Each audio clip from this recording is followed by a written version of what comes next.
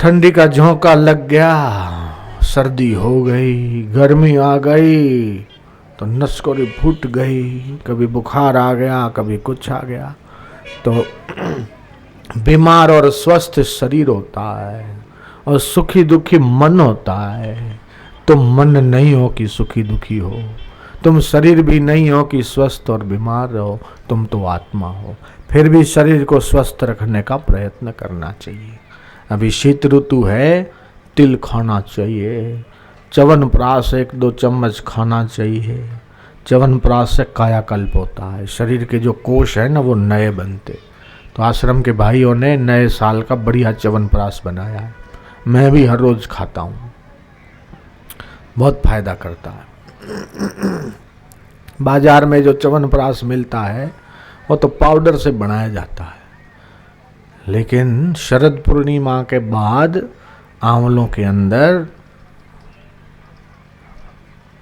शक्ति आती, उसके बाद तोड़े हुए आंवले पुष्टिकारक होते हैं, तो वो च्यवनप्राश ज़्यादा फायदेमंद होता है। तो वो खाना, जो खाली पेट चाय पीते, कॉफ़ी पीते, उनका जठराग्नि मंद हो जाती है, हाजमा उनका मंद पड़ जाता है। इसलिए खाली पेट जो है चाय कॉफ़ी कभी नहीं पीना। खाली पेट तुलसी के पत्ते। कल भी बच्चे आए थे आश्रम में, मैंने उनको भी कहा, मैंने कहा 5-7 पत्ते तुलसी के हर रोज खाओ, 1 गिलास पानी पियो, याद शक्ति बढ़ेगी। रात को तांबे के बर्तन में रखा हुआ पानी 4 गिलास 1.25 लीटर पीने से कई बीमारियां दूर होती है। डायबिटीज, चर्म रोग, वात पित्त कफ के रोग, सर्दी खांसी, कई रोग मिटते हैं। तो सर्दी में थोड़ा गुनगुना पानी पीना, एकदम ठंडा पानी पीने से पाचन शक्ति मंद हो जाती है। तो ये शरीर साधन है, शरीर को स्वस्थ रखने के नियम जानना चाहिए। आरोग्य निधि भाग 1, 2 ले जाना चाहिए, सबके घर में होना चाहिए। ऋषि प्रसाद में भी आता है, विश्व गुरु ओजस्वी पत्रिका भी निकली है, उसमें भी स्वास्थ्य के बारे में आता है। तो आजकल तो खजूर खाने की भी सीजन है।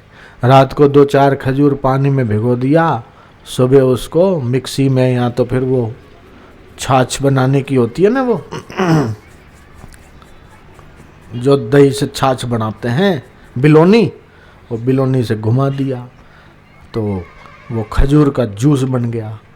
वो सुबह सुबह पियो, थोड़ा गुनगुना करके, वो भी अच्छा।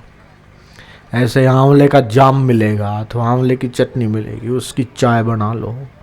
आंवले की चाय भी बहुत अच्छी होती है, बाजार की चाय भूल जाओगे। आयुर्वेदिक चाय जिसमें तुलसी, लौंग, जौ, ये अपना दालचीनी वगैरह है, तो ये आयुर्वेदिक। अंग्रेजी दवा रोग को दबा देती है, लेकिन आयुर्वेदिक जो औषधियाँ हैं वो रोग को जड़ मूल से निकालती है।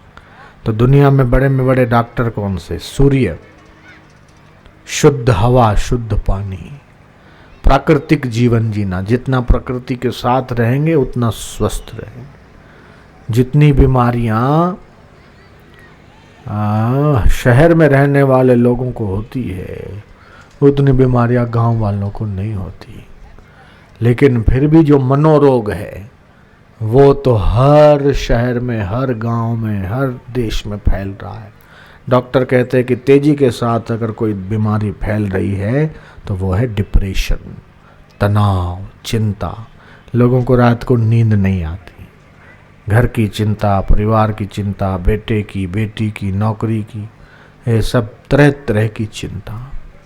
तो इन चिंता के बोझ को हल्का करने के लिए, निश्चिंत जीवन के लिए और तनाव को दूर करने के लिए भगवान के ध्यान और गुरु के नाम से अच्छा कोई विकल्प नहीं है। गुरु नाम जपा देवी बहु जन्मा जितारे नपी, पापानि विलयम यान्ति नास्ति संदेह मनवत। कि गुरु नाम के जप से और भगवान के ध्यान से पाप, ताप, संताप निवृत्त होते हैं। भगवान के नाम की शक्ति का प्रभाव कलयुग में तो और ज्यादा है। कली संतरण उपनिषद में कहा है कि नारायण नामस्य कलिर निर्धूत कलमश भवती, कि भगवान नाम से, नारायण के नाम से। अभी अभी कुछ समय पहले लंदन से फोन था, बोले हम बड़ौदा के हैं और यहाँ हम लंदन में रहते हैं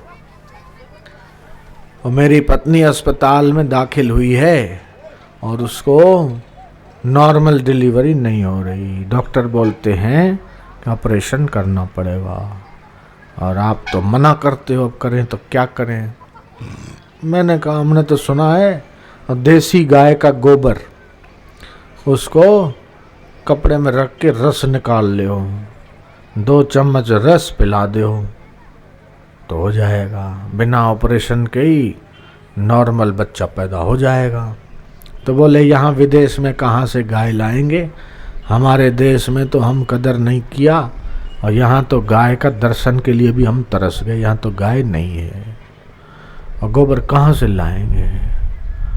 तो मैंने कहा कि एक और काम करो, घंट बजाओ, मंदिर का घंट होता है ना, उसको धो लो और बजाओ, भगवान का नाम लो, उसको धो के पानी पिला दो। बोले कोई पुजारी नहीं देगा और कौन से मंदिर में जाके उतार के लाएं, क्या ये तो होगा नहीं। मैं कहा तो घर में जो पूजा करने वाली घंटली होती है छोटी सी, गरुड़ घंटी उसको बोलते हैं, उसको धो लो और बजाओ। ओम नारायणाय नमः, ओम गोविंदाय नमः, ओम अच्युताय नमः, ओम अनंताय नमः, ओम नारायणाय नमः। ये भगवान के जाम का जप करो। राम नाम की औषधि खरी नियत से खाए, अंग रोग व्यापे नहीं महारोग मिट जाए। अच्युतानंत गोविंद नामोच्चारण भेषजात, भेषज मतलब औषध।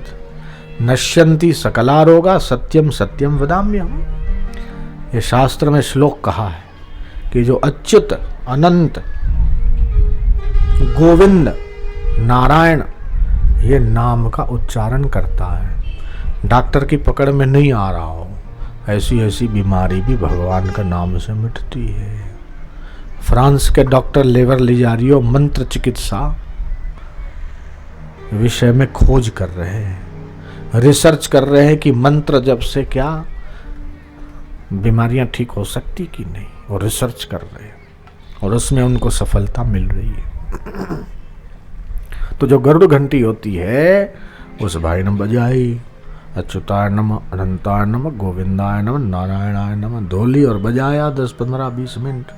फिर उसको धो लिया और वो घंटली को धोकर जो पानी था वो पानी अपनी पत्नी को पिला दिया, पानी अंदर और बच्चा बाहर, बिना ऑपरेशन के।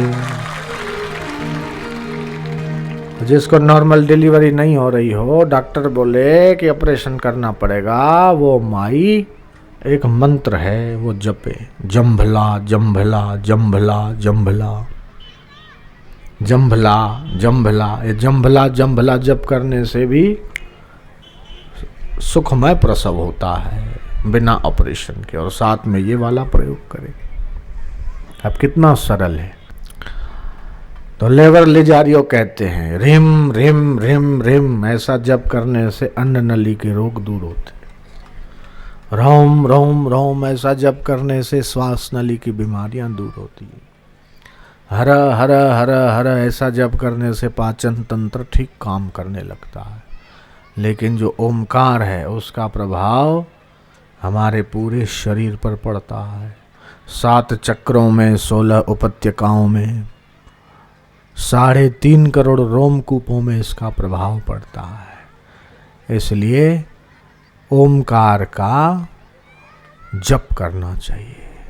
जो भी गुरु नाम का जप करते, गुरु मंत्र का जप करते, जल्दी से उनके शरीर में बीमारी आती नहीं, और आ जाती है तो फिर जल्दी टिकती नहीं, चली जाती है। गुरु नाम के मंत्र के जप का प्रभाव है। तो जो यहाँ दीक्षा लिए हुए हाथ ऊपर करो, जिन्होंने मंत्र दीक्षा लिया है, ठीक है। जो मंत्र दीक्षा लिए हैं और जप रोज करते वो हाथ ऊपर करो। हाँ, जो जप नहीं करते वो हाथ ऊपर करो। जो नहीं करते, हाँ, ईमानदारी से हाथ तो खड़ा कर रहे हैं। तो जो नहीं करते हैं वो करना शुरू करो, ठीक है। जो भी जब मंत्र तो ले लिया, अब पौधा लगा दिया, पानी नहीं देंगे तो सूख जाएगा। ऐसे गुरु से नाम तो ले लिया, लेकिन अगर अभ्यास नहीं करेंगे, खाद पानी नहीं देंगे, उसकी सुरक्षा नहीं करेंगे, तो फिर उसका प्रभाव नहीं दिखाई देगा। बोले हमने दीक्षा तो ले, लेकिन हमारे जीवन में तो कोई परिवर्तन नहीं आया। तो जप नहीं करते, अभ्यास नहीं करते, खाद पानी नहीं देते, तो फिर कैसे चमत्कार होगा। जिन्होंने दीक्षा लिया है वो अपना हर रोज जप करें, अपनी भी बीमारियां ठीक होगी, तन की मन की, और जन्म मरण का भवरोग भी तो ठीक हो जाएगा। और अगर कोई बीमार है तो जप करके पानी में देखे, वो पानी उसको पिला दे तो भी ठीक हो जाता है। तो मंत्र जप में बड़ी शक्ति है, और कलयुग में तो विशेष रूप है। कलयुग केवल हरि गुण गाहा, गावत नर पावई भवथा। सुबह उठो, बिस्तर से उठने के बाद चाय कॉफी नहीं, थोड़ी देर 10, 15, 20 मिनट, आधा घंटा भगवान का ध्यान करो। रात को सोने से पहले करो, बहुत फायदा होगा। ब्रह्मात्म बोधम न विना विमुक्ति ही संसिध्यते जन्म शतांतरे भी। कुछ भी कर लो, ब्रह्मात्मैक्य बोध के बिना 100 जन्मों में भी मुक्ति नहीं हो सकती। वो ब्रह्मात्मैक्य बोध सदगुरु की कृपा से होता है। तो जो सेवा करते हैं उनके हृदय में जो आनंद आता है ना, वो ही जान सकते हैं। कर सेवा गुरु चरणन की, युक्ति यही भव तरनन की। गुरु भक्तों के खुल गए भाग, जब गुरु सेवा मिले। तो सेवा करते करते चित्त शुद्ध होता है, अंतःकरण निर्मल होता है। तो मन मिला है तो मन से भगवान का भजन करना है, तन मिला है तो तन से सेवा करना है, धन मिला है तो धन से सत्कर्म करना। मरने के बाद बच्चे सत्कर्म करें न करें क्या पता, इससे अच्छा अपने हाथों से ही सत्कर्म करना। बोले मेरे बदले वो करेगा, पिंडदान करेगा, वो करेगा। अब आजकल के कलयुग के बच्चों की बुद्धि भगवान ही मालिक है। जयराम जी की बोलना पड़ेगा, वो कैसा करते क्या करते, अपने हाथ से करना। और बच्चों को भी देने की आदत डालना। मनुष्य है दे सकता है, वृक्ष देते हैं, मेघ देते हैं, नदियां देती है। इन सब को देखकर मनुष्य को भी अपने से जो हो सके समाज हित में, लोक मंगल में देने की आदत डालना चाहिए। तो जो है दो, जो रो रहा है उसे हंसाओ, हंसी का दान दो। तो हास्य प्रयोग करना चाहिए रोज सुबह शाम। डॉक्टर बोलते हैं कि आपके शरीर में कुछ ऐसे सेल्स हैं वो बंद हैं, वो खुले नहीं, और न किसी टैबलेट से खुलेंगे, न कैप्सूल से, न इंजेक्शन से, न सिरप से। लेकिन आप जब उन्मुक्त हास्य करोगे तो सेल्स खुल जाएंगे। तो लाफिंग क्लबें खुल रही है अमेरिका में।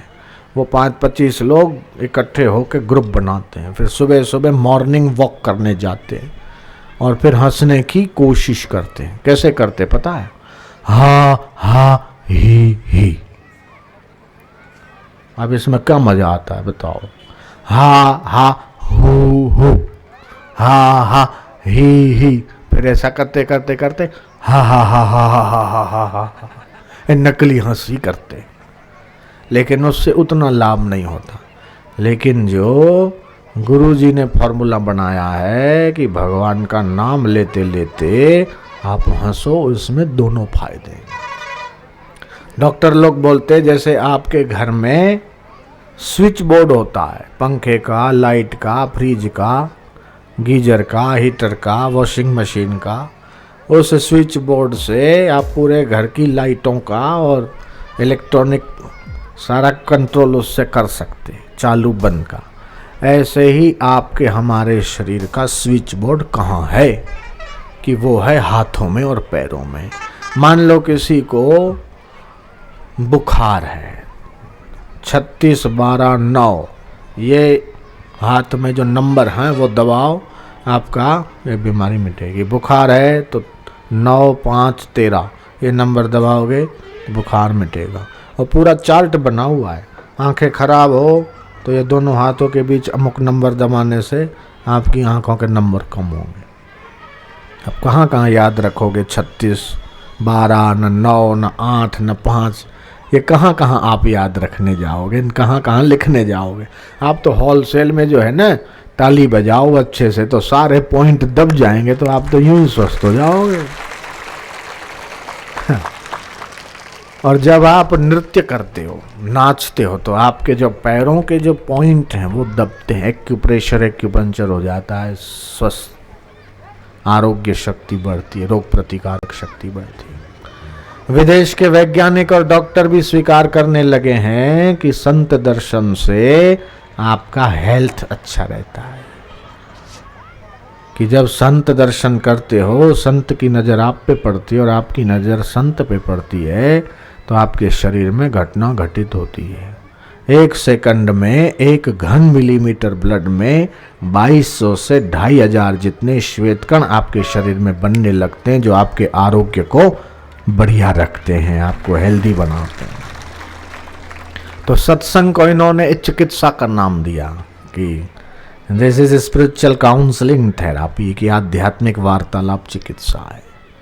अमेरिका में भी ये रूल बन गया कि वहाँ जो भी अस्पतालें बनेगी साथ में प्रेयर हॉल जरूर बनेगा, क्योंकि जो प्रार्थना करेगा उसको कोर्स पूरा करने की कोई ज़रूरत नहीं, वो आधा कोर्स करेगा तो भी चल जाएगा। तो prayer therapy, meditation therapy, meditation is medicine, कि ध्यान ही औषध है। ध्यान चिकित्सा, प्राणायाम के द्वारा चिकित्सा।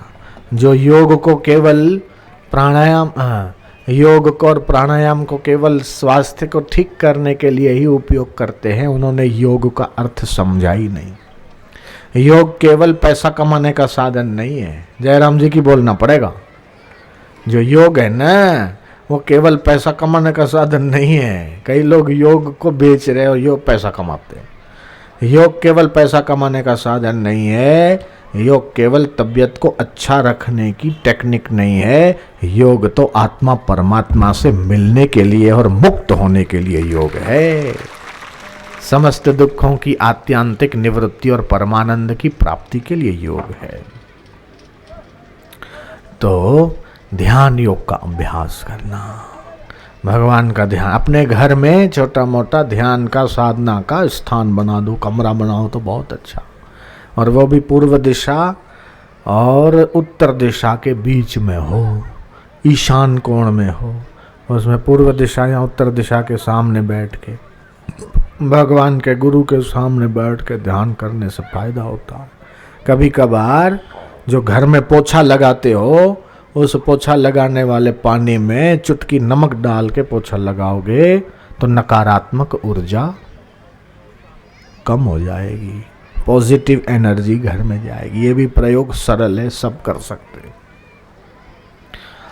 एक घर में मैं गया, पहले कमरे में गया तो इतना बड़ा कुत्ते का फोटो था, दूसरे में गया तो शेर का फोटो था, तीसरे में गया तो हाथियों का झुंड जंगल में था, ऐसा पोस्टर था। मैंने कहा मुझे कहाँ पे ले आए? बोले बाबा जी हम आपका घर है। मैंने कहा मेरा घर ऐसा हो ही नहीं सकता, ये तो मैं किसी चिड़िया घर में आ गया, जू में आ गया। जू में जाते हैं तो पशु पक्षियों को देखते हैं, ऐसे यहाँ भी एक कमरे में बिल्ली है, कुत्ता है, एक में हाथी है, एक में घोड़ा लगा पड़ा है। तो आपका घर जो है ये तो जू है। अब ये पशु पक्षियों की योनियों से घूम कर हम मनुष्य बने, और घर में ऐसे ही जीव जंतुओं के, पशु पक्षियों के फोटो लगाया तो ये अपनी बुद्धि का देवाला निकाला, ये परिचय दिया तुमने। तो अपने घर को जू मत बनाओ, प्राणी संग्रहालय मत बनाओ, चिड़ियाघर मत बनाओ, अपने घर को तो आश्रम जैसा पवित्र बनाओ, मंदिर जैसा बनाओ, भगवान के और संत महापुरुषों के चित्रों से अपने घर को सजाओ यार। जो स्वस्तिक लगाता है ना, समझो कि किसी का घर वास्तु शास्त्र के विपरीत बना है, अपने घर के द्वार के दोनों तरफ स्वस्तिक लगा दे और ऊपर ओम लगा दे तो पॉजिटिव ऑरा उसमें बनती। 1,22,000 ऑरा स्वस्तिक से निकलती है। इतनी न क्रॉस से निकलती है, न मुसलमानों के चांद तारे से निकलती है, न किसी धर्म के प्रतीक से इतनी निकलती है। वैज्ञानिकों ने कहा और ये मैंने पत्रिका में भी छपाया। अभी अभी कार्यक्रम हुआ था दिवाली पे, मैं मॉरिशस गया था, 10 दिन का प्रवास था। वहाँ के प्रधानमंत्री राम गुलाम नवीन चंद्र और वहाँ के प्रेसिडेंट अनिरुद्ध जगन्नाथ, वो मेरे सत्संग में आए थे। जैसे आप बैठे हो, वहाँ के प्रधानमंत्री, वहाँ के राष्ट्रपति और वहाँ के सरकार के कई मंत्री परिवार सहित आए थे वहाँ, और मेरे को चीफ गेस्ट बनाया। बोले स्वामी जी, दीपावली का संदेश हम भारत के योगी के मुख से सुनना चाहेंगे। आप तो बचपन से ही इस आध्यात्मिक दिशा में, और 5 साल से ही उनको भारत में उन्होंने देखा कौन संत को बुलाएं, तो उनको लगा कि ये युवा योगी हैं, इन्हीं को बुलाओ। बापूजी तो आने से रहे, कहीं जाते नहीं, तो चलो छोटे बापू को ही पटाओ। मेरे को पटाया और वहाँ मेरे को अतिथि बनाया। राष्ट्रीय कार्यक्रम था वो। मैंने उनसे कहा कि केवल नए कपड़े पहन लिए और मिठाइयाँ खा ली, खिला ली और पटाखे फोड़ लिए और बाहर के दिए जला लिए और दिवाली मना ली। ये कोई बड़ी बात नहीं है।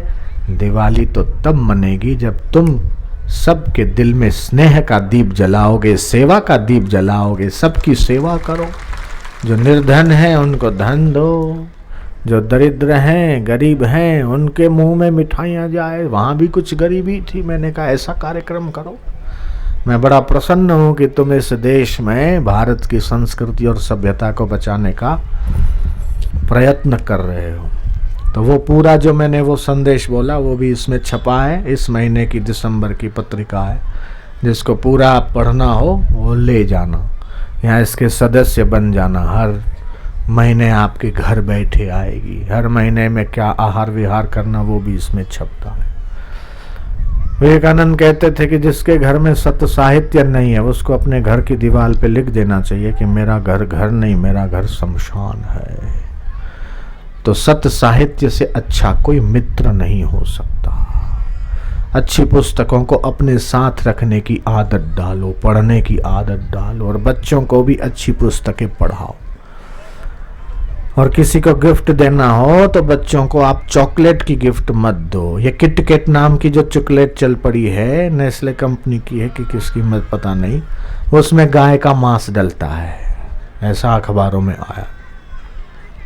और जो लेज चिप्स हैं, लेज LAYS, उसमें सुअर की चर्बी में वो तले जाते हैं। ये रिपोर्ट ईमेल पे मेरे पास किसी ने भेजी, फिर हमने चेक किया तो ये बात सही पाई गई। तो हम जहाँ जहाँ जाते वहाँ लोगों को सावधान करते कि जो लेज चिप्स है उसमें सुअर की चर्बी से तला जाता, और ये जो किटकैट चॉकलेट है वो गाय का मांस उसमें डलता है। तो ये विदेशी कंपनियां भारत के लोगों को अशुद्ध खान पान की ओर धकेल रही है। गुटखा बनाने वाली फैक्ट्री दिल्ली में थी और छापा मारा इनकम टैक्स वालों ने। 100 बोरे हाथी की लीद पाई गई। जब पूछा कि इसका क्या उपयोग है, बोले ये भी उसमें डालते हैं। अब गुटखा खाने वाले क्या खाते हैं समझ लो। क्या आपका मुंह हाथी की लीद खाने के लिए है क्या? आपका पेट क्या कचरा पेटी है क्या? क्या बकरे और मुर्गी और आमलेट खाकर अपने पेट को आप शमशान बनाना चाहते हैं क्या? ना ना, आप तो अपने मुंह को भगवान का प्रसाद पाने के लिए बनाओ और पवित्र भोजन और पवित्र आहार करके पवित्र जीवन, ओजस्वी जीवन जिए। तो जो गलती हो गई सो हो गई। जो मुर्गियां पोल्ट्री फार्म में रहती है, इकट्ठी रहती है, एक दूसरे को चोंचे ठोकती है, घाव हो जाते, फिर कैंसर के कण उनमें डेवलप हो जाते। अंडे देती और वो अंडे मार्केट में बिकते हैं। लोग अंडा तो क्या लेते, आमलेट तो क्या खाते, कैंसर की बीमारी पैसा देकर खरीदते हैं और फिर अस्पतालों में हजारों लाखों रुपए खर्च करते, फिर भी वो ठीक नहीं होता, वो संक्रामक रोग फैल जाते। तो ये खान पान में सावधान रहो। दिल के टुकड़े हजार, कोई यहाँ गिरा कोई वहाँ गिरा, ये गाना चल रहा है और माई भोजन बना रही है। खाने वाले के 1000 नहीं तो 100 टुकड़े तो हो ही सकते हैं। तो ये गाने सुनकर जो भोजन बनाने वाली माइयाँ है वो भी अपने जीवन में सुधार करे। गर्भवती महिलाओं को तो खास सत्संग सुनना चाहिए। जो प्रेग्नेंट है वो सत्संग में आके भले सो जाए, वो तो सो जाए, लेकिन उनके पेट में जो है उसके मन बुद्धि पर भी सत्संग का प्रभाव पड़ेगा और दिव्यात्मा का जन्म होगा। तो अपनी संतति अच्छी बने, इस पर ध्यान दो। अमेरिका के लोग बड़े परेशान हैं, बोले हम डॉलर कमाने के लिए तो आए यहाँ पर, संपत्ति तो मिली हमको, लेकिन हमारी संतति बिगड़ गई। वहाँ का लड़का अपने माँ बाप के ऊपर केस कर रहा है कि तुमने हमें पैदा क्यों किया। मैं जब अमेरिका गया तो वहाँ के लोगों ने बोला कि यहाँ एक छपी है अखबार में खबर, एक लड़का है उसने माँ बाप के ऊपर केस किया है। बोले तुमने हमने पैदा क्यों किया, जन्म क्यों दिया हमको। बोले किसको पूछ के दिया, आप क्या जवाब दे माँ बाप।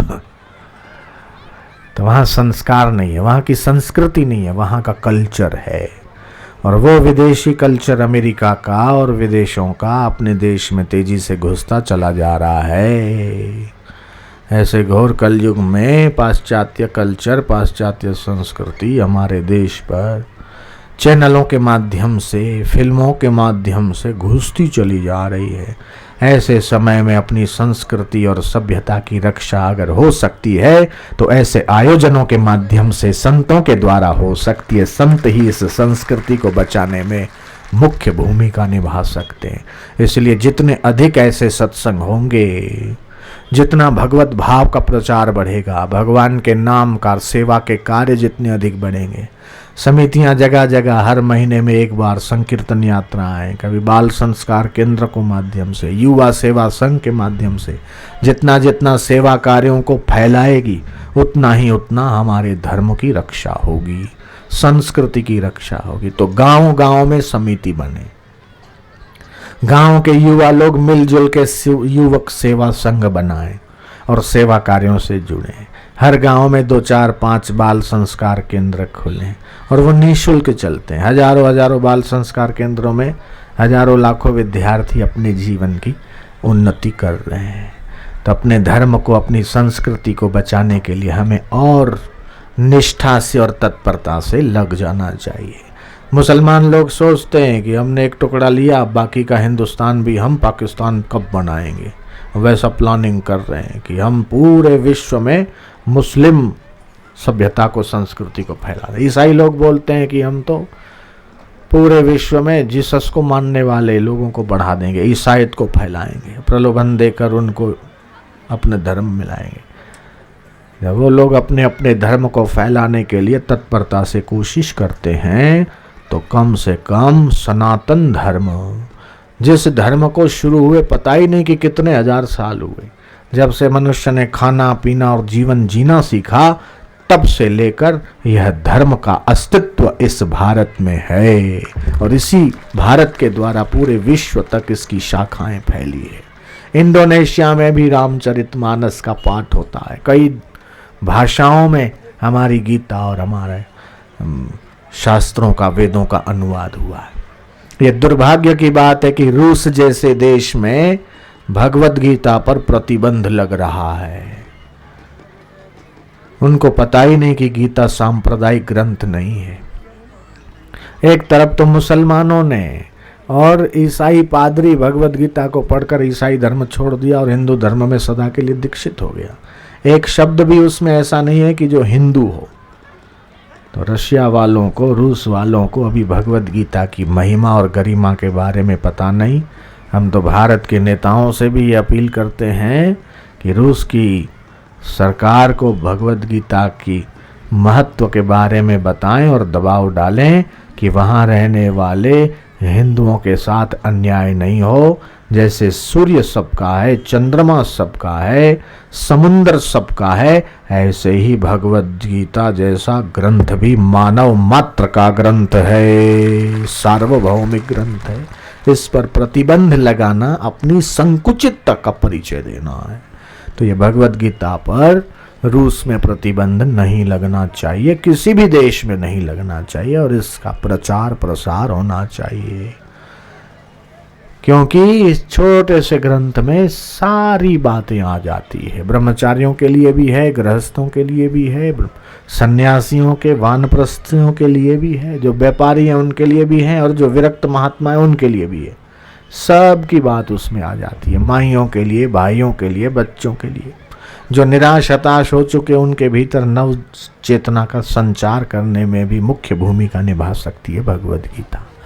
तो जिसके घर में भगवद गीता ग्रंथ है उसके घर में अशुभ प्रवेश नहीं करता, और ऊपरी हवा ववा का प्रभाव भी ज़्यादा समय तक नहीं टिक सकता।